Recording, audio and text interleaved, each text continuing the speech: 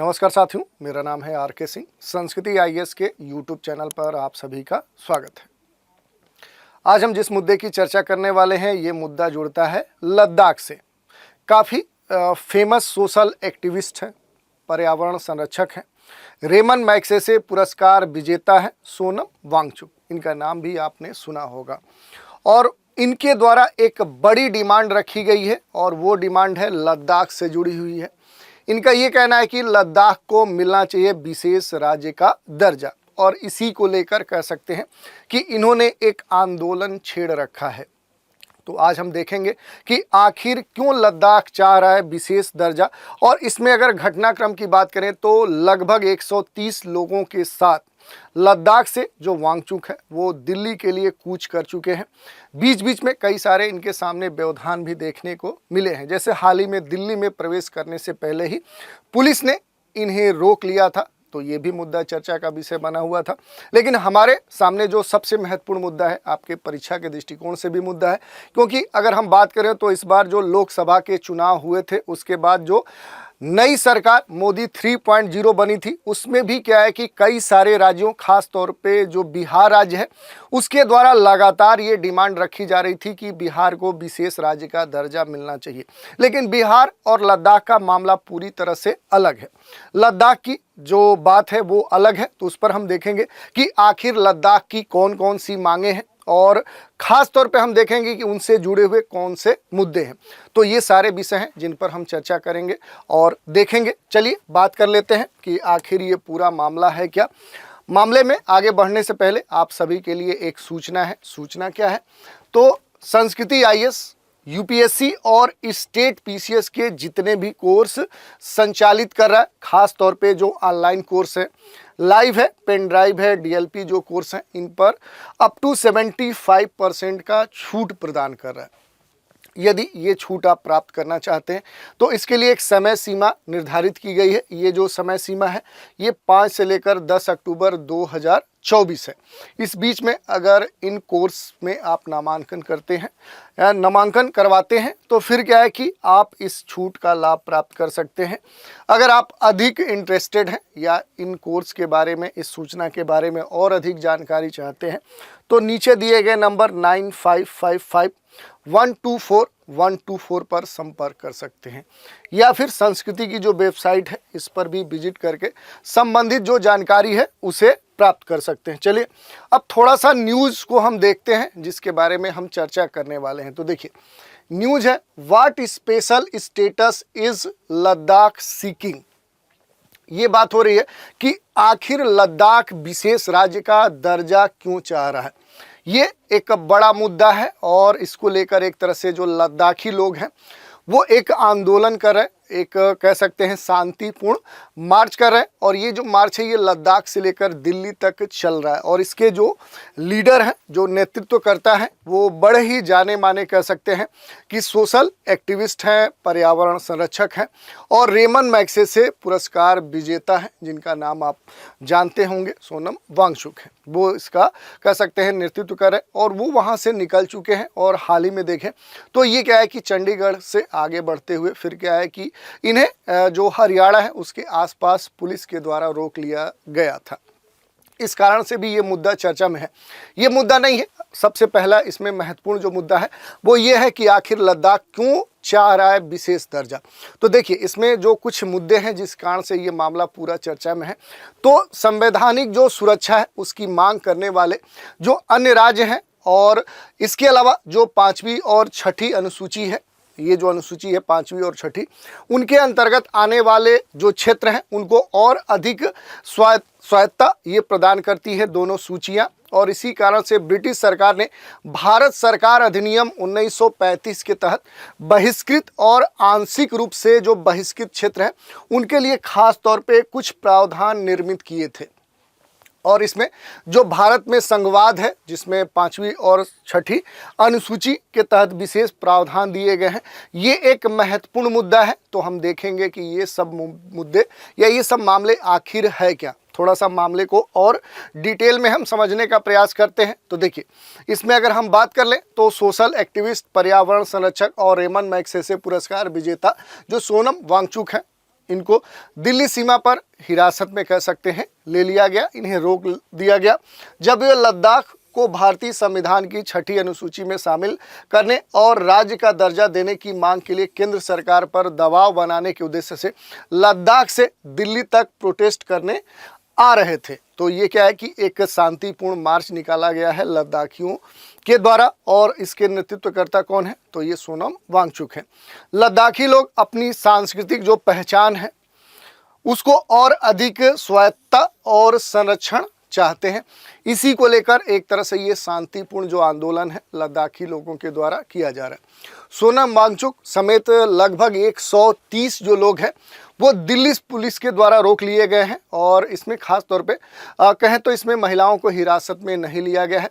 जो आंदोलनकारी हैं इसमें जो लद्दाखी हैं इनके द्वारा 4 सूत्री मांगे रखी गई हैं, और इसी को ध्यान में रखते हुए लगभग ये जो लद्दाख से यात्रा चल रही है ये 700 किलोमीटर लंबी यात्रा है। इतना लंबा सफ़र ये लोग तय करके दिल्ली पहुंच रहे हैं ताकि सरकार पर अपने मांगों का दबाव डलवा सके, और इसी कारण से ये जो कह सकते हैं ये आंदोलन है ये चर्चा का विषय बना हुआ है, और इसी कारण से ये एक तरह से चर्चा का विषय बना। क्योंकि बाहर इसलिए दिल्ली सरकार या कह सकते हैं दिल्ली पुलिस ने रोका क्योंकि दिल्ली में 163 धारा लागू है जिसके तहत 5 से ज़्यादा लोगों को एक साथ जमा होने पर पाबंदी है, ये बात कही गई है, और इस कारण से पुलिस ने इन्हें रोका। अब थोड़ा सा हम बात करेंगे कि सोनम जो वांगचुक है इनकी 4 जो डिमांड है आखिर वो है क्या, क्योंकि इनकी मांगे ही सबसे महत्वपूर्ण है, और ये जो मांग है ये लद्दाखियों के द्वारा रखी गई हैं। देखिए अगर बात करें तो वर्ष 2019 के बाद से ही लद्दाख को 6ठी अनुसूची में शामिल करने और राज्य का दर्जा देने की मांग वहाँ के लोग कर रहे हैं, खास तौर पे अपनी स्वायत्तता और कह सकते हैं संस्कृति को एक खास पहचान देने के लिए। लेकिन जो लद्दाखी लोग हैं उनका ये कहना है कि अभी भी सरकार उनकी मांगों को लटकाए हुए है, उस पर कोई भी स्पष्ट कह सकते हैं पक्ष सरकार नहीं रख रही। तो थोड़ा सा देखते हैं कि इन लद्दाखियों की कौन सी 4 मांगे हैं। पहला जो है वो है लद्दाख को पूर्ण राज्य का दर्जा दिया जाए, ये पहली और सबसे महत्वपूर्ण मांग है। दूसरी है संविधान की 6ठी अनुसूची में शामिल किया जाए। तीसरी है लद्दाख के लिए एक लोक सेवा आयोग के साथ शीघ्र भर्ती प्रक्रिया भी प्रारंभ की जाए। और चौथी जो मांग इनकी है वो है लेह और कारगिल जिलों के लिए अलग अलग लोकसभा सीटें घोषित की जाए। अब देखिए एक एक करके अगर हम बात करें तो जो पहली मांग है वो लद्दाख को पूर्ण राज्य का दर्जा दिया जाए, ताकि जो लद्दाखी लोग हैं अगर उनसे जुड़ी हुई कोई भी योजना हो वो उसके लिए पर्याप्त फंड मिल सके, उससे जुड़ी हुई जो विशेष राज्य की जो सुविधाएं हैं वो यहाँ के लोगों को प्राप्त हो सके।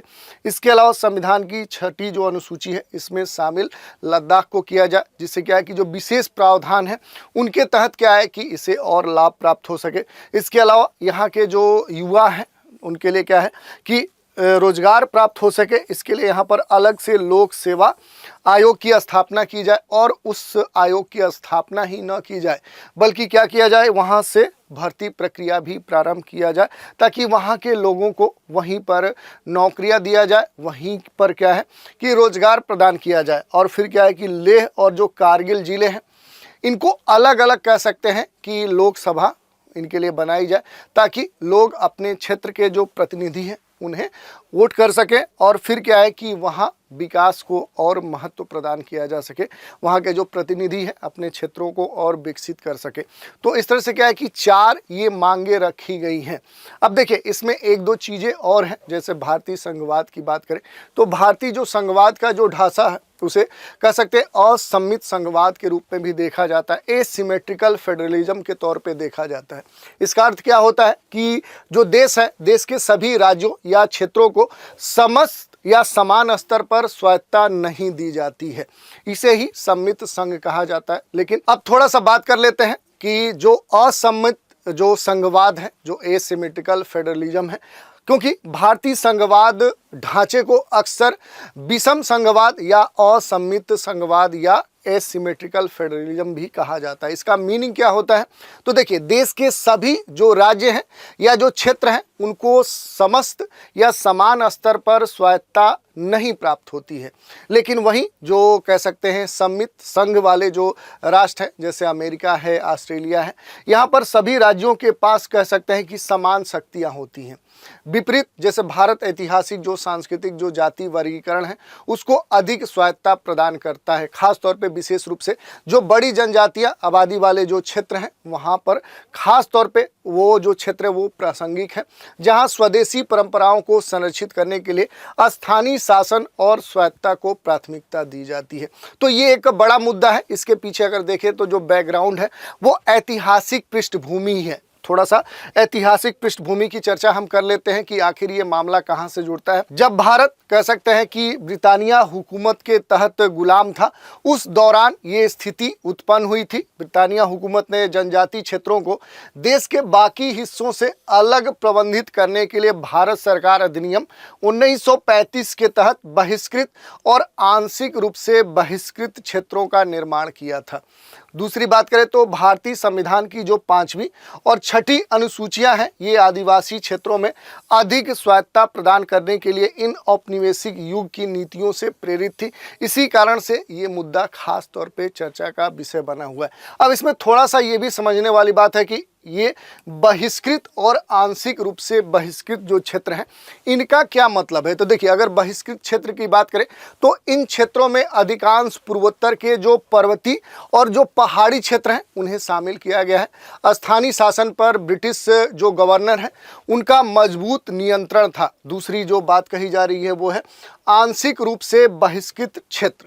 अगर इसकी हम बात करें तो ऐसे क्षेत्र जो अब बिहार, जो मध्य प्रदेश है, जो महाराष्ट्र है, ऐसे जो राज्य हैं उनका हिस्सा है और उसमें प्रांतीय और केंद्रीय जो विधायिकाएं हैं उनका हस्तक्षेप सीमित था, जिसका लक्ष्य इन क्षेत्रों को अपनी रीति रिवाज, इनका जो कल्चर था, इनकी जो संस्कृति थी और जो कानून को बनाए रखने की जो अनुमति देता था, जबकि उन्हें धीरे धीरे मुख्य धारा में शामिल किया जाना भी इसमें शामिल किया गया था। तो इस तरह से क्या है कि दो बातें यहाँ पर ब्रिटानिया हुकूमत के द्वारा तय की गई थी।